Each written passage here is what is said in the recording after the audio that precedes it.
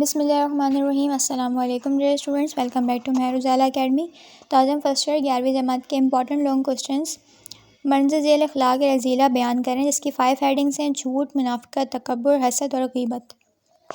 پہلی ہیڈنگ ہے جھوٹ، تو اس کا فرسٹ ہیڈنگ ہے مفہوم۔ انسان کے تمام رذائل اخلاق میں سب سے زیادہ بری عادت جھوٹ کی ہے۔ یہ جھوٹ خواہ زبان سے بولا جائے یا عمل سے ظاہر کیا جائے، کیونکہ ہمارے تمام اعمال کی بنیاد اس بات پر ہے کہ وہ واقعے کے مطابق ہوں، اور جھوٹ ہی اس کی ضد ہے۔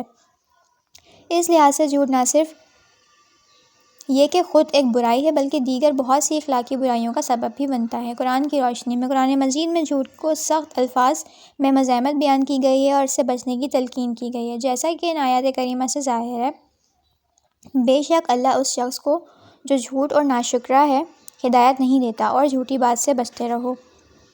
حدیث کی روشنی میں احادیث مبارکہ میں بھی جھوٹ کی سخت الفاظ میں مذمت کی گئی ہے اور اس سے بچنے کی تلقین کی گئی ہے، جیسا کہ ان احادیث میں ظاہر ہے۔ جھوٹ گناہ کی طرف لے جاتا ہے، اور گناہ دوزخ میں، اور بولتے بولتے آدمی اللہ کے ہاں جھوٹا لکھ دیا جاتا ہے۔ آدمی کو جھوٹا ثابت کرنے کے لیے یہ بات کافی ہے کہ وہ ہر سنی بات کو دوسروں سے کہتا پھرے۔ سچائی انسان کو ہر آفت شر محفوظ رکھتی ہے، اور جھوٹ سے اسے ہلاکت میں ڈالتا ہے۔ جھوٹ کی خرابیاں۔ جھوٹ کی مختلف صورتیں۔ جھوٹ کا تعلق محض زبان سے نہیں، بلکہ یہاں جھوٹ کی تعریف میں آتے ہیں مثلاً غلط طریقے سے کسی کا مال ہتھیانا، کم تولنا، غرور کرنا، منافقت سے کام لینا وغیرہ۔ رسول اللہ صلی اللہ علیہ وآلہ وسلم نے نمود و نمائش کو بھی جھوٹ کی ایک قسم قرار دی ہے۔ رحمت باری سے محرومی۔ اللہ تعالیٰ کی رحمت کا دائرہ بہت وسیع ہے، اور دنیا کا ذرہ ذرہ اس کو گھیرے ہوئے ہے۔ اس کی رحمت کی چھاؤں میں ساری کائنات آرام کر رہی ہے، مگر رحمت اللہ کے اس گھنے سائے سے وہ باہر ہے، جس کا منہ جھوٹ باز سموج سے جھلس رہا ہے۔ منافقت۔ مفہوم۔ منافقت کا مادہ نفق سے، جس کے معنی اس سرنگ کے ہیں جو زیر زمین خفیہ ہوتی ہے، جس کے 2 منہ ہوتے ہیں۔ آدمی ایک طرف سے داخل ہو کر دوسری طرف سے نکل جاتا ہے۔ شریعت کے روح سے ایسے شخص کو منافق کہا جاتا ہے جس کا ظاہر کچھ ہو اور باطن کچھ ہو، اور اس عمل کو منافقت کہتے ہیں۔ منافقت کی قسمیں۔ علماء اسلام نے منافقت کی 2 قسمیں بیان کی ہیں: اعتقادی منافقت اور عملی منافقت۔ اعتقادی منافقت۔ اس منافقت کا تعلق عقیدے سے ہے۔ یہ ایسے شخص کی منافقت ہے جو دل سے اسلام کی حقانیت کا قائل نہیں، بلکہ کسی مصلحت یا سازش کی بنیاد پر اسلام کا لبادہ اوڑھ لیتا ہے، لیکن در پردہ اسلام اور مسلمان دونوں کو نقصان پہنچانا چاہتا ہے۔ عملی منافقت۔ اس منافقت کا تعلق ایسے شخص سے ہے جو اگرچہ خلوص نیت سے اسلام قبول کرتا ہے، لیکن بعض بشری کمزوریوں کی بنا پر اسلام کے عملی احکامات پر چلنے میں کوتاہی کا کام لیتا ہے، اور منافقت دراصل دل کا کھوٹ ہے۔ اس کا تدارک ایمان و تقویٰ پر اور پرہیزگاری کے ذریعے ہو سکتا ہے۔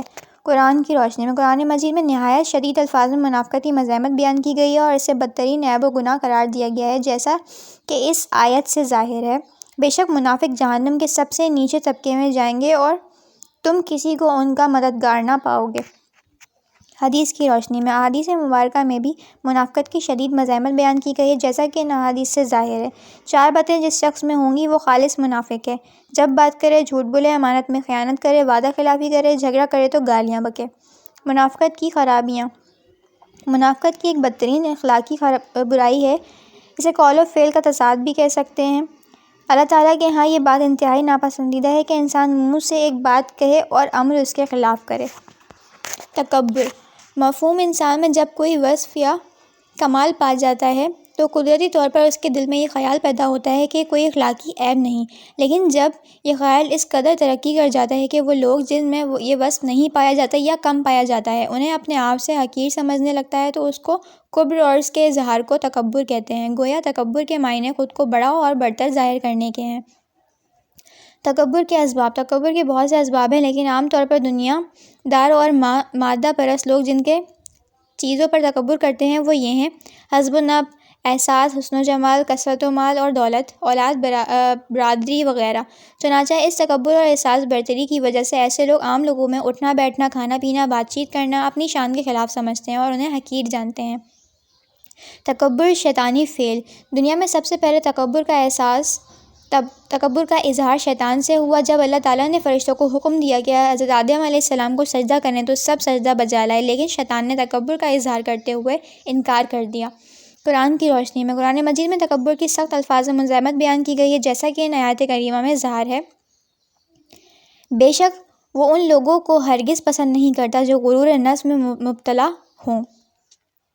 بے شک اللہ کو خود پسندی اور فخر جتانے والے شخص کو پسند نہیں کرتا۔ حدیث کی روشنی میں احادیث مبارکہ میں بھی تکبر اور فخر و غرور کو شدید الفاظ میں مذمت بیان کی گئی ہے، جیسا کہ ان احادیث سے ظاہر ہے جس کے دل میں رائی برابر بھی غرور اور تکبر ہوگا وہ جنت میں داخل نہیں ہوگا۔ سب سے برا نام اللہ کے نزدیک یہ ہے کہ کوئی اپنے آپ کو ملک الملوک اور شہنشاہ کہلائے۔ جو شخص یہ پسند کرتا ہے اس کے سامنے لوگ کھڑے رہیں، اس کو اپنا ٹھکانہ جہنم میں بنا لینا چاہیے۔ اس لیے اخلاق اور معاشرتی لحاظ سے تکبر کے جو اثرات ظاہر ہوتے ہیں ان کا کوئی شمار نہیں کیا جا سکتا۔ مغرور اور متکبر انسان دونوں کو حقیر سمجھ کر ظلم و زیادتی کرتا ہے اور گناہوں کو بے باک ہو جاتا ہے۔ جس شخص میں غرور و تکبر کی بیماری پرورش پانے لگے اس کا عملی علاج یہ ہے کہ اپنے اندر خوف خدا اور انکساری پیدا کرے، کیونکہ اللہ کے ہاں وہی شخص عزت پائے گا جس کے دل میں ایمان و تقوی اور انکساری ہوگی۔ حسد۔ مفہوم حسد سے مراد جلنا، سڑنا اور دل کو تنگ کرنا اور پسند نہ کرنا حسد کہلاتا ہے۔ کسی کے مال و دولت، جاہ و منصب، فضل و کمال، حسن و جمال اور علم و دانش کو دیکھ کر دل ہی دل میں کڑنا اور جلنا حسد کہلاتا ہے۔ حسد ایک مہلک مرض ہے، اس سے دنیا میں کشت و خون و فساد برپا ہوتا ہے۔ دنیا کے تمام مذاہب نے اسے نہایت خطرناک اور مذموم فعل قرار دیا ہے، کیونکہ اس کی وجہ سے بڑی بڑی طاقتور سلطنتیں اور خاندان تباہ برباد ہو گئے۔ حسد ایک قلبی گناہ ہے جو روح اور جسم دونوں کو فنا کر دیتا ہے۔ حسد کی قسمیں۔ حسد کی عام طور پر 3 قسمیں بیان کی جاتی ہیں۔ یہ خواہش کہ دوسروں سے ایک نعمت چھن جائے گواہ وہ اسے خود حاصل نہ کر سکے، یہ حسد کی بدترین قسم ہے۔ یہ خواہش کہ وہ نعمت ہے اس کو حاصل ہو جائے خواہ اس کی کوئی صورت ہو۔ تیسرا یہ کہ ایک شخص خود اس قسم کی نعمت حاصل کرنا چاہے لیکن اس کی یہ خواہش نہ ہو کہ دوسروں سے چھین لی جائے۔ قرآن کی روشنی میں قرآن مجید میں حسد کی نہایت شدت سے مذمت بیان کی گئی ہے اور اس سے بچنے کی تلقین کی گئی ہے، جیسا کہ اس آیت سے ظاہر ہے، اور میں پناہ چاہتا ہوں سب کے پروردگار کی حسد کرنے والے کی برائی سے جب وہ حسد کرے۔ حدیث کی روشنی میں احادیث مبارکہ میں بھی حسد کی سخت مذمت بیان کی گئی ہے، جیسا کہ ان احادیث سے ظاہر ہے۔ حضور صلی اللہ علیہ وآلہ وسلم نے ارشاد فرمایا، بے شک حسد نیکیوں کو اس طرح کھا جاتا ہے جس طرح آگ لکڑی کو کھا جاتی ہے۔ بدگمانی سے بچو، کیونکہ بدگمانی سب سے زیادہ جھوٹی بات ہے، اور نہ لوگوں کے عیبوں کو ٹو لگاؤ، نہ باہم حسد کرو، نہ ایک دوسرے سے بے تعلق رکھو، نہ باہم بغض رکھو، بلکہ اے خدا کے بندو بھائی بھائی ہو جاؤ۔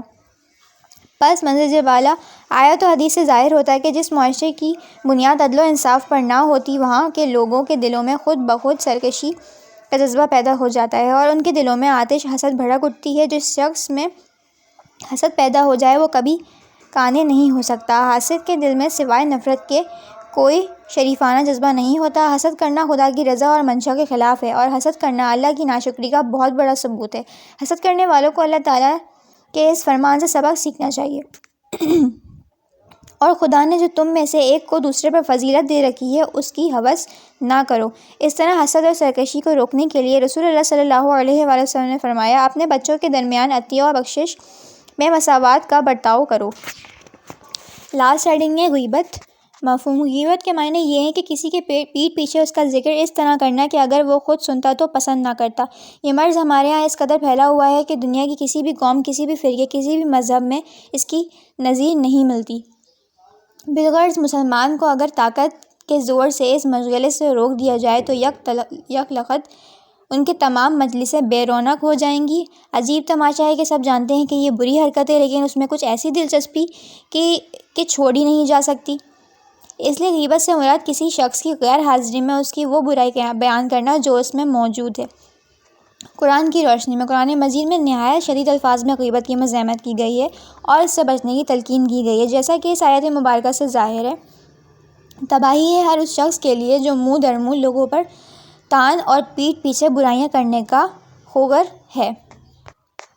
حدیث کی روشنی میں احادیث مبارکہ میں بھی غیبت کی شدید مذمت کی گئی ہے اور اس سے بچنے کی ترغیب دی گئی ہے، جیسا کہ ان احادیث سے ظاہر ہے۔ ایک بار سخت بدبو پھیلی تو رسول اللہ صلی اللہ علیہ وآلہ وسلم نے صحابہ رضی اللہ تعالیٰ عنہ نے فرمایا کہ جانتے ہو یہ کیا ہے؟ یہ ان کی بدبو ہے جو مسلمان کی غیبت کرتے ہیں۔ غیبت سے بچو، اس کا گناہ زنا سے بھی زیادہ ہے۔ غیبت کے مختلف انداز۔ غیبت نہ صرف زبان تک محدود ہے بلکہ ہاتھ، پاؤں اور آنکھ کے ذریعے بھی غیبت کی جاتی ہے۔ مثلاً کسی شخص کی نقل کرنا۔ مثلاً اگر کوئی شخص لنگڑا ہے تو اس کے عیب کو نمایاں کرنے کے لیے لنگڑا کر چلنا بھی غیبت ہے۔ اس طرح چشم و ابرو کے اشارے سے کسی کے عیب کی پردہ داری کرنا بھی غیبت ہے۔ قرآن کی وضاحت۔ جس طرح شراب کا استعمال برا فعل ہے، اسی طرح غیبت کرنے سے بھی انسان بہت بڑے گناہ کا مرتکب ہو جاتا ہے۔ جب تک غیبت کرنے والا شخص متعلقہ فرد سے معافی نہ مانگ لے، اس وقت تک اس کا دامن گناہوں سے پاک نہیں ہوتا۔ اللہ تعالیٰ غیبت کو پسند نہیں کرتا اور اہل ایمان کو بھی یہی تاکید فرماتا ہے کہ وہ غیبت سے اجتناب کریں۔ غیبت سے بچنے کی تعلیم دیتے ہوئے اللہ تعالیٰ نے قرآن حکیم میں ارشاد فرمایا، اور کوئی ایک دوسرے کی غیبت نہ کرے۔ کیا تم میں سے کوئی یہ پسند کرے گا کہ اپنے مرے ہوئے بھائی کا گوشت کھائے؟ پس تم اس سے مغفرت کرو گے اور تم لوگ اللہ سے ڈرو، یقیناً اللہ توبہ قبول کرنے والا ہے۔ یہاں یہ لانگ کوسچن ہمارا کمپلیٹ ہو گیا ہے۔ نیکسٹ ویڈیو تک کے لیے اللہ حافظ۔